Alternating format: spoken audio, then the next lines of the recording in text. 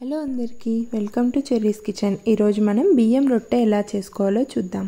దీనికోసం ఒక కప్ అంత పల్లి పొడిలోకి బియ్యం పిండి జల్లెడ పట్టుకోవాలి।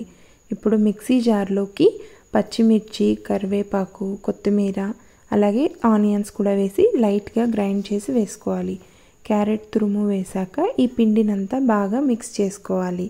ఇది మిక్స్ చేసుకున్నాక టేస్ట్కి సరిపడా సాల్ట్ కూడా వేసి మనం పిండినంతా బాగా కలుపుకోవాలి। ఇవన్నీ ఒకసారి బాగా కలిసిన తర్వాత కొద్దిగా వాటర్ యాడ్ చేసుకుంటూ ఈ పిండిని మనం బాగా గట్టిగా కలుపుకోవాలి। చపాతీ పిండి కంటే ఇంకా కొంచెం గట్టిగానే ఉండాలి, అప్పుడే మనకి రొట్టెలు అనేవి బాగా వస్తాయి। ఇలా చిన్న ముద్ద తీసుకొని ఇలా పొడిపిండి చల్లుకుంటూ ఈ రొట్టెలు అనేవి చేసుకోవాలి। ఇది అనంతపూర్ స్టైల్లో చేస్తుంది మా అత్త, చాలా బాగుంటాయి।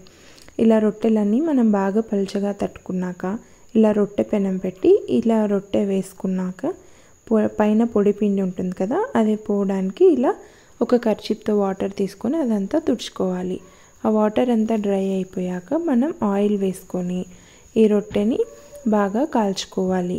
దీన్ని మీడియం ఫ్లేమ్లో పెట్టుకొని అటు ఇటు తిప్పుకుంటూ రొట్టెని బాగా కాల్చుకున్నాక మనం దీన్ని ఏదైనా వెజిటేబుల్ కర్రీతో సర్వ్ చేసుకుంటే చాలా టేస్టీగా ఉంటుంది।